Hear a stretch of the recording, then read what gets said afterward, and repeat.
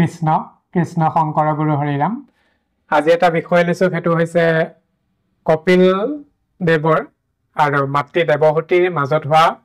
কথোপকথনৰ মাধ্যমেৰে ভক্তি যোগৰ কিছু কথা লৈ আমি এখন ভাগৱতৰ তৃতীয় স্কন্ধত পাওঁ গতিকে আমি তাৰ আচলতে আজি কথাভাগ আলোচনা কৰিবলৈ এটা প্ৰয়াস কৰিম প্ৰথমতে কৈ লওঁ যে কপিল দেৱে মাতৃ দেৱহতীক যি ভক্তি যোগৰ জ্ঞান দিছিলে বা ভক্তি যোগৰ লক্ষণ বা ভক্তি যোগৰ বিষয়ে কৈছিলে এই কথাখিনি অতি বেছিকৈ তত্ত্বগধুৰ গতিকে কথাখিনি শ্ৰৱণ কৰোঁতে আশা কৰিম যে একান্ত চিত্তে যদি শ্ৰৱণ কৰিব পাৰে তেতিয়াহ'লে হয়তো নিশ্চয় ইয়াৰ সুফলখিনি লাভ কৰিবলৈ সক্ষম হ'ব পৰা যাব আজি আগবাঢ়ো তেন্তে আমাৰ সৰ্বজ্ঞাত যে কদৰ্ম ঋষি বনলৈ যোৱাৰ পিছত দেৱহতীয়ে ব্ৰহ্মৰ বচন স্মৰণ কৰি পুত্ৰ কপিল দেৱৰ ওচৰত ঈশ্বৰৰ জ্ঞান তত্ত্ব প্ৰাৰ্থনা কৰিছিলে আৰু কপিল মুনিয়ে যিখিনি কথা মাতৃ দেৱহতীক জনাইছিলে সেয়াই হৈছে বা সেই জ্ঞানেই হৈছে সাংখ্যৰ ভক্তি যোগ গতিকে আমি ইয়াকে চমুকৈ আজি উপস্থাপন কৰিবলৈ এটা প্ৰয়াস কৰিম কপিল দেৱে প্ৰথমতে কৈছিলে যে হেয়াই যি যুগৰ কথা তোমাৰ আগত প্ৰকাশ কৰিম হেয়া চিত্ৰ সংযমৰ জ্ঞান কপিল দেৱে কি কৈছিলে যে হে মাতৃ তোমাৰ আগত যিখিনি কথা এতিয়া প্ৰকাশ কৰিম সেইখিনি চিত্ৰ মানে হৃদয়ৰ চিত্ৰৰ সংযমৰ জ্ঞান চিত্ৰই মানৱক বন্ধন কৰে আৰু মুখ্যও দিয়ে এই চিত্ৰ হৰিপৰায়ণ হলে মুখ্য লাভ হ'ব পৰা যায় আৰু যদিহে বিমুখ হয় অৰ্থাৎ মায়াৰ মাজলৈ আবদ্ধ হৈ আহে তেন্তে হলে কি বন্ধনৰ কাৰণ হ'ব পাৰে ভাগৱতৰ সেইকাৰণে উল্লেখ আছে যে সি যুগ অধীন চিত্ৰ সংযমৰ জ্ঞান চিত্ৰেখে জীৱৰ বন্ধ মুখ্যৰ নিদান বিষয়ে আসক্ত হইলে আতি বদ্ধ হৈ মন শুদ্ধ হেতু ভক্তি বিনয়ান নাই এইবুলি প্ৰকাশ কৰি থোৱা আছে যে যদিহে মন চিত্ৰ ঈশ্বৰমুখী হয় ভক্তিমুখী হয় তেন্তে হলে এই মুখ্যৰ দুৱাৰ মুকলি কৰি দিব আৰু বিষয় বাসনাৰ প্ৰতি বেছিকৈ যদি আসক্তি হয় আসক্তি ভাৱ জন্ম হয় তেন্তে হলে সেই ব্যক্তিক বা সেই মানৱ বা সেই পুৰুষক বিষয়ৰ প্ৰতি বেছিকৈ লালায়িত কৰি আবদ্ধ কৰি ৰাখিব ইয়াতে কথা হ'ল যে ভক্তি অবিহনে মনৰ শুদ্ধি অসম্ভৱ ঠিক একেদৰে মন শুদ্ধিৰ কাৰণে সৎসংগ অপৰিহাৰ্য যিহেতুকে দুৰ্সংগই মনক দুৰ্বাসনালৈ সদায় টানি থাকে গতিকে সাধু সংগ মুকুতিৰ সুগম পথ বুলি শাস্ত্ৰসন্মত সিদ্ধান্ত আৰু বিভিন্ন ৰচনাৱলীত প্ৰকাশ আছে এতিয়া আকৌ আহে যে সাধু বুলিলেনো কোনখিনিক বুজায় আমিতো সকলোৰে সংগ ল'ব নোৱাৰো সাধু সংগ কোনখিনিত যে সাধু সংগটো চিনাক্ত কৰিব লাগিব এতিয়া যদি চমুকৈ কোৱা যায় যে সেই সাধু সংগ কোনসকল বা তেওঁলোকক আমি কেনেকৈ চিনাক্তকৰণ কৰিব পাৰিম তাৰ উদাহৰণ ভাগৱততো আছে আৰু অন্যান্য উপনিষদ বা পুৰাণতো পোৱা যায় যে সাধুৰ চিত্ৰ মানে সাধুজনৰ চিত্ৰ কৰুণাসিক্ত হ'ব লাগিব কৰুণাৰে ভৰি থকা হ'ব লাগিব আৰু যি সকলোৰে হৃদয় শান্ত স্বভাৱৰ হয় লগতে যি নিষ্কামভাৱে ভকতি কৰিব পাৰে আৰু নিতৌ কেৱল হৰি কথা শ্ৰৱণ কীৰ্তন কৰি বা হৰিকেই স্মৰণ বা সুমৰণ কৰি সকলো দুখ সকলো তাপ সহ্য কৰি অনায়াসে যদি ঈশ্বৰতে সমৰ্পণ কৰিব পাৰে এয়াই হৈছে সাধু সংগ সাধুৰ পৰিচয় সাধাৰণতে একেটাই মুখ্য ৰূপত গতিকে সাধুৰ সংগত উপজা হৰি কথা ৰস কৰ্ণে প্ৰৱেশ কৰি মনক বিমলানন্দ প্ৰদান সেইকাৰণে উল্লেখো আছে যে সাধুৰ লক্ষণ আৱে কভু কৰি সাৰ হুৱয় কৰুণা চিত্ৰ সুহৃদ সৱাৰ শাস্ত্ৰ অনুবৰ্তী শত্ৰু নাহি উৎপন্ন সুশীল গুণেশে মাত্ৰ তাৰাৰ ভূষণ আৰু পাছতো কোৱা আছে যে মুহূৰ্ত একান্তভাৱে ভকতি কৰন্ত পাছত আকৌ কৈছে যে মোৰ সুমংগল কথা কহন্ত শুনন্ত মুতৰ মন দিয়া হবে তাপেৰা অন্ত মোক মন দি সকলোখিনি তাপ মানে ত্যাগ কৰে পাছত আকৌ কোৱা আছে যে তাৰাক ভুলৰে সাধু জানিবা আই তাৰাৰ সংগত তুমি পাৰ্থিবা সদায় গতিকে সেই সংগত তুমি থাকিবলৈ বাঞ্ছা কৰিবা বা সেই সংগত থাকিবলৈ প্ৰয়াস কৰিবা বুলি কপিল দেৱে মাতৃ দেৱহতীক সাধুৰ লক্ষণৰ কথা প্ৰকাশ কৰিছে মানৱে যেতিয়া সাধু সংগত লাভ কৰে বা সাধু সংগত থাকে তেতিয়া এটা স্তৰত যেতিয়া ভক্তি জন্ম হয় তেতিয়া বিষয়ত বিৰকতি জন্ম হয় আৰু তেতিক্ষণেই মনলৈ বৈৰাগ্য ভাৱ জন্ম হয় আৰু তেতিয়া এই শৰীৰতে ভগৱন্তক উপলব্ধি কৰিব পৰা যায় আৰু এনে স্তৰ পালেই মানুহ জীৱমুক্ত হৈ উঠিব পাৰে জীৱমুক্ত মানে এইটো কোৱা নাই যে জীৱৰ পৰা ওলাই গুচি দেহৰ পৰা জীৱটো ওলাই গুচি যাব সেইটো কোৱা মানে এই দেহতে 24 তত্ত্বৰ দ্বাৰা গঠিত এই দেহতে থাকি এই জীৱনৰ যিখিনি জ্বালা যন্ত্ৰণা যিখিনি মোহমায়ে আমাক চেপি ধৰে সেইখিনিৰ পৰা ঊৰ্ধ্বগামী হৈ সকলো কৰ্ম নিতৌ যেনেকৈ কৰি আছো কৰণীয় হিচাপে কৰ্তব্যৰহিত হিচাপে সকলোখিনি আমি তেনেকৈ কৰি জীৱনৰ তাৰণৰ পৰা ঊৰ্ধ্বগামী হৈ জীৱন মুক্ত হোৱাৰ কথাহে কৈছে ইয়াত যে বহু এটা ধাৰণা থাকে ব্যক্তিগত এটা অভিমতহে প্ৰকাশ কৰিছো যে ঈশ্বৰৰ কথা শুনিলে ভকতি মাৰ্গত গলেই আমাৰ সংসাৰখন কোনে চলাব বা আমি যদি সদায় ঈশ্বৰৰ কথাকে কৰিবলৈ যাওঁ নামঘৰতে ঘূৰি ফুৰিব সৎসংগতে ঘূৰি ফুৰো তেতিয়াহ'লে আমাৰ সংসাৰখনৰ পুত্ৰ পৰিয়াল আছে আমি কেনেকৈ আগবঢ়াই নিম এই যিখিনি আমাৰ কথা চৰ্চা হৈ থাকে একে বাস্তৱ ধৰণত শাস্ত্ৰই কি বুলি কোৱা আছে যে তুমি সকলোখিনি কৰা কৰি কিন্তু আসক্তিটো থাকিবলৈহে মানা কৰিছে আসক্তিবিহীন কৰ্ম ঈশ্বৰত সমৰ্পিত কৰি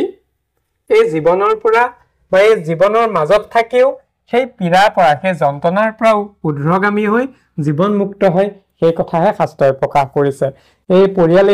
এৰি থৈ বা কৰ্ম এৰি থৈ মুখত কেৱল ৰাম নাম লৈ ঘৰ বাৰী এৰি সন্ন্যাস লোৱাৰ কথা প্ৰকাশ কৰা নাই গৃহতে বাস কৰি বৈৰাগ্য ভাৱ আনিবলৈ কৰ্মৰ মাধ্যমতে থাকি অনাসক্তি ভাৱ জন্ম কৰাটোৱেহে কিন্তু মূল তত্ত্বপূৰ্ণ কথা গতিকে আমি চিনাক্তকৰণ কৰিব পাৰিব লাগে যে আমি কোনটো স্তৰত কেনেকৈ কৰ্মভাগ কৰি যাতে সেই আসক্তিৰ পৰা বঞ্চিত আঁতৰত থাকো আৰু যাতে আমাৰ কৰ্মখিনিও হৰিপৰায়ণ হৈ সৎ মাৰ্গেৰে আগবাঢ়ি যায় এতিয়া এই কথাখিনিকে সাধুৰ সংগত এই কথাখিনি এই বিষয়খিনি ভাৱ উপজে সেইকাৰণে কোৱা আছে যে হেন কথা উপজে সাধুৰ সংগতহে এই কথাখিনি উদ্ভাৱন হয় উপজীৱ হৃদয়ত সেইকাৰণে কৈছে হেন কথা উপজে সাধুৰ সংগত তাকো যাৰা সাৱধানে পুনয় সতত অল্পকালে ঈশ্বৰত তাৰাৰ নিশ্চয় শ্ৰদ্ধা ৰতি ভক্তি অনুক্ৰমে উপজয় সেই এনেধৰণেই সাধুৰ সংগতহে অতি কম সময়ৰ ভিতৰত ঈশ্বৰৰ প্ৰতি ভক্তি ভাৱ জন্ম হ'ব আৰু কৰ্মৰ প্ৰতি কৰ্তব্য হিচাপে কৰ্ম হ'ব আৰু কৰ্মৰ পৰা সেই আসক্তিৰ পৰা নিজকে উঠাই আনিব পাৰিম আৰু যেতিয়া মনত ভক্তি উপজে তেতিয়াই আসক্তি বিহীন হৈ বৈৰাগ্য ভাৱ জন্ম হয় বুলিও কপিল দেৱে মাতৃ দেৱহতীৰ আগত এই কথাখিনি প্ৰকাশ কৰিছে সেইকাৰণে কোৱা আছে যে ভক্তি বইলে পুৰুষৰ বৈৰাগ্য জন্ময় তেৱে এহি দেহে জীৱে মুকুতি পাৱয় তেতিয়া এই দেহতে জীৱই মুকুতি লাভ কৰিব পাৰে বুলি কোৱা আছে সেইখিনিতে দেৱহতীয়ে ভক্তিৰ স্বৰূপ কি তাক জানিবলৈ বিচৰাত কপিল দেৱে তত্ত্ব নিৰূপক সাংখ্য শাস্ত্ৰ আৰু ভক্তি বিস্তাৰক যুগৰ কথা বিৱৰি ক'বলৈ ধৰিছিল আৰু প্ৰথমতে কপিল মুনিয়ে দেৱহতী মাতৃক প্ৰথমতে ভাগৱতী ভক্তি কাক বোলে ক'বলৈ গৈ প্ৰকাশ কৰিছে এই বুলি যে মানুহৰ সহজাত ইন্দ্ৰিয় বৃত্তিবোৰ নিষ্কামভাৱে হৰিত লগোৱাকে ভাগৱতী ভক্তি বুলি কোৱা হয় প্ৰথমতে কপিল মুনিয়ে মাতৃ দেৱহতীক এই ভাগৱতী ভক্তি কাক বোলে সেই কথা কৈছে পুৰুষৰ সহজে ইন্দ্ৰিয় বৃত্তি ছয় জেনমতি নিষ্কামে হৰিত পৰ্বত্ৰয় ভাগৱত ভক্তি তেৱে ইহা কবলৈ মুখ্যটো অধিক অতি গৰিষ্ঠ হোৱাই অৰ্থাৎ মানুহৰ এই সহজাত ইন্দ্ৰিয় বৃত্তিবোৰ নিষ্কামভাৱে হৰিৰ চৰণত লগোৱাকে ভাগৱতী ভক্তি বুলি কোৱা হৈছে আৰু এই কথা ভাগে প্ৰথম অৱস্থাত ঈশ্বৰৰ অংশস্বৰূপ কপিল দেৱে মাতৃ দেৱহূতিক প্ৰকাশ কৰিছে এই ভক্তি মুখ্যতকৈও ওপৰত বুলিও কিন্তু কপিল দেৱে মাতৃ দেৱহূতিক প্ৰকাশ কৰিছে কিয়নো ভক্তিত মুখ্য আপোনা আপুনি লাভ হয় পাছত বিৰল ভক্তি কাক বোলে কবলৈ গৈ আকৌ কপিল দেৱে মাতৃ দেৱহূতিক ব্যক্ত কৰিছে যে প্ৰথমতে ভাগৱতী ভক্তিৰ কথা কৈছে এবাৰ এতিয়া কব যে বিৰল ভক্তি কি হয় এতিয়া বিৰল ভক্তিৰ কথা কবলৈ যাওঁতে অসুয়া এৰিয়া অন্য প্ৰীতি ভাৱে মূৰ নাম গুণক সদায় মাত্ৰ গাৱে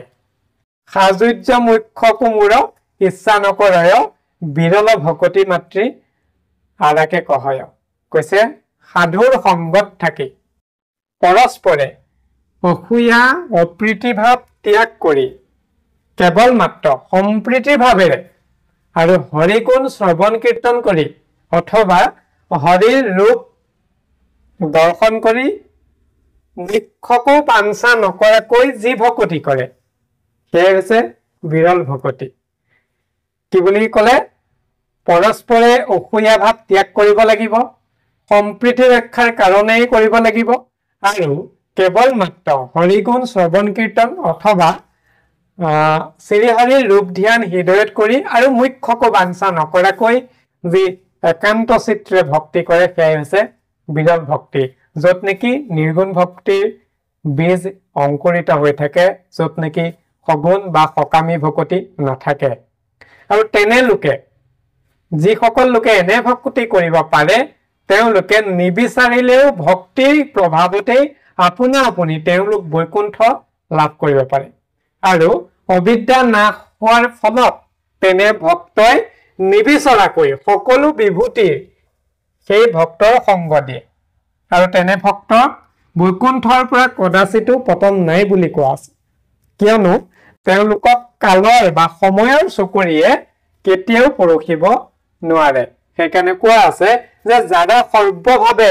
মুক ভজিয়া আছয় কালচক্ৰে তাসম্ভাৰ নাশ নকৰে কাল যি চক্ৰ সময় যি চক্ৰ সেই চক্ৰই কেতিয়াও তেওঁক গ্ৰাস কৰিব নোৱাৰে তেনে ভকতিৰ মাৰ্গত থকা ভকতক আৰু তেনে ভকতিৰ মাৰ্গত থকা ভকতে কিন্তু আপোনা আপুনি ধন সম্পত্তি বৈভৱ এইখিনি আকৌ সেইখিনি সেই ভকতিৰ মাধ্যমেৰে সেই ভকতৰ পিছে পিছে ঘূৰি ফুৰে সেই ভকতে আকৌ সেইবোৰ বাঞ্ছা কৰিব নালাগে আপোনা আপুনি সেইখিনি আহিয়ে যায় গতিকে বিৰল ভকতেও যদি কৰিব পৰা যায় তেতিয়াহ'লে সকলোখিনি আহেই গতিকে সেইখিনি কথাও আমাৰ কেতিয়াবা প্ৰয়োজনীয়তা থাকে সেইকাৰণে সুবিধা হওঁতে প্ৰকাশ কৰিলে যিসকলো আসক্তি ত্যাগ কৰি পিছত কৈছে কপিল মুনিয়ে যে যিসকলে সকলোখিনি আসক্তি ত্যাগ কৰিব পাৰে আৰু ভগৱন্তকহে মাত্ৰ ভজনা কৰিব পাৰে তেওঁ বৈকুণ্ঠত ঠাই পায় আৰু মৃত্যুৰ ভয়ৰ পৰা অভয় প্ৰাপ্ত হয় আমাৰ বাস্তৱ জীৱনত ঘটি থকা এইবোৰ ঘটনা আমি ঘটনাটোতকৈ বেছিকৈ ঘটনাটোৰ বাবে ভাবি থাকি বেছি ভয় কৰোঁ আৰু সি আমাক সমস্যাৰ সৃষ্টি কৰে গতিকে যেতিয়া হৃদয়ৰ পৰা ভয় ভাৱে নাইকিয়া হ'ব ঈশ্বৰৰ ওচৰত অভয় চৰণ প্ৰাপ্ত হ'ব তেতিয়া এই ইয়াত কোনো সমস্যাই নাথাকিব ভয় কৰিবলগীয়া সেইকাৰণে শৰণ লওঁতেও বা ঈশ্বৰ বা সৎসংগৰ ওচৰতে আমি কিহত আশ্ৰয় বিচাৰো ঈশ্বৰৰ অভয় চৰণত আশ্ৰয় বিচাৰো সেয়াই হৈছে অভয়প্ৰাপ্তৰ সুগম সৰণী পথ পাছত আকৌ এভাগ কথা কপিল দেৱে মাতৃ দেৱহূতিক প্ৰকাশ কৰাৰ মাধ্যমেৰে আমাকে কৈছে বাৰু আমাক কৈছে যে শ্ৰীহৰিয়ে হৈছে পৰম পুৰুষ একমাত্ৰ তেওঁক ভজনা কৰিলেও সকলো সম্ভৱ হৈ উঠে এই কথা স্পষ্ট কৰিছে পৰম পুৰুষময়ী আত্মা জগতৰ মোক এৰি আনক ভজয়া যিটো নৰ তাহাৰে বিল ঘূৰ ভৱ নোহে নিবাৰণ নিকাৰ ভুন জয়সিটো অধম দুৰ্জন কি বুলি কৈছে যে পৰম পুৰুষময়ী আত্মা জগতৰ মই পৰম পুৰুষ আত্মাই জগতৰ ময়ী হয় মোক এৰি আনক ভজয় যিটো নৰ পাহাৰ দূৰ ঘূৰ ভৱ নুহে নিৰাকাৰ নিবাৰণ নিকাৰ ভুন জয় সিটো অধম দুৰ্জন। পাছত কপিল প্ৰভুৱে মাতৃ দেৱহতীক আকৌ কৈছে যে এক মূল ভয়তেই হওক বা আদেশতেই হওক বতাহ বলে সূৰ্যই তাপ দিয়ে সূৰ্যই পোহৰ দিয়ে ইন্দ্ৰই বৰ্ষণ কৰে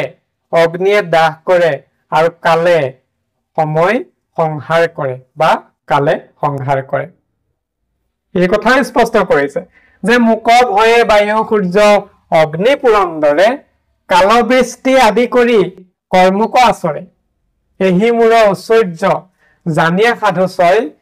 কুশলৰ অৰ্থে মূৰ চৰণ ভজয়। এই তত্ত্ব কথাৰে এইটো কথা স্পষ্ট কৰিছে যে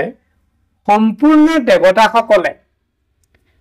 কেৱল ঈশ্বৰ শ্ৰীহৰিৰ আজ্ঞাতেই সৰ্বকাৰ্য সম্পাদন কৰি আছে। এইখিনিতে আমাৰ নিজৰ সুবিধা হওঁতে নিজৰ দুটামান অভিমত ক'বলগীয়া আছে। যিদৰে বতাহ বাহ্যিক চকুৰে কেতিয়াও দেখা পোৱা নাযায় কিন্তু অনুভৱ কৰা যায়, একেদৰে বাহ্যিক চকুৰে পোহৰ আমি দেখা নাপাওঁ কিন্তু সেই পোহৰ যদি নহয় তেতিয়াহ'লে কোনো সৌন্দৰ্যৰ কোনো মূল্য নাই। সেয়েহে এই যি ঈশ্বৰ তত্ত্ব জানি ভক্তসকলে একমাত্ৰ ভগৱন্তৰ চৰণ ভজনা কৰে এই পুৰুষৰ পৰম পুৰুষাৰ্থ আৰু এই হৈছে ভক্তি যোগ আৰু সমস্ত প্ৰকৃতিৰ পৰম কৰণীয় কৰ্ম। লগতে উল্লেখনীয় যে তত্ত্বজ্ঞানৰ পৰা উপজা আত্মদৰ্শনে ভক্তিৰ কাৰণ বুলিও বহু পণ্ডিতে মত প্ৰকাশ কৰি থোৱা আছে। কি বুলি কৈছে যে তত্ত্বজ্ঞানৰ পৰা উপজা আত্মদৰ্শনে ভক্তিৰ কাৰণ বুলিও পণ্ডিতসকলে কৈছে। গতিকে আজিলৈ আৰু জিৰণি লওঁ। আমি যিখিনি কথা আলোচনা কৰিছো এইখিনি কপিল মুনিয়ে মাতৃ দেৱহতীক ভক্তিৰ লক্ষণ আৰু তত্ত্বৰ বিষয়ে উল্লেখ কৰিছিল আৰু সেই কথাৰ মাজেৰে আমি প্ৰকৃতি অংশ মানৱেও আমি প্ৰকৃতি অংশ কিন্তু দেই সকলো সৰ্বজ্ঞাত সেই কথাৰ মাজেৰে আমি প্ৰকৃতি অংশ মানৱেও ভক্তিৰ লক্ষণ আৰু তত্ত্বৰ কথা কিছু জনাৰ সৌভাগ্য জন্মিল। ঠিক একেদৰে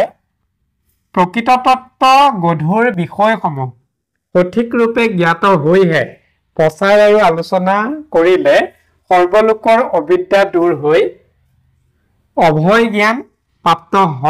হ'ব পাৰে বুলি আমাৰ এটা ব্যক্তিগত ধাৰণা। গতিকে আজিলৈ ভক্তি যোগৰ এই কথাখিনি সামৰিছো। আমি পৰৱৰ্তী এটা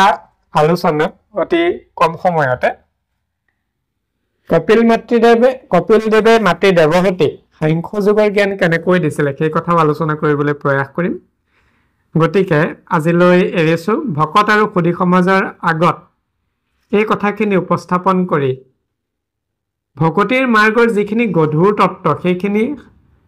সহজ ৰূপত উপস্থাপন কৰিবলৈ মাত্ৰ এটা প্ৰয়াসে কৰিলো। শেষত এষাৰ কথাই কওঁ যে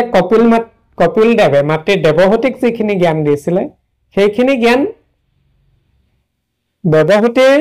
বাবেই নহয়, দেৱহতীৰ আশ্ৰয় মাধ্যমেৰে আমাৰ সমস্ত জীৱকুলৰ কাৰণে দিয়া এটা ভকতিৰ মাৰ্গ। কাৰণ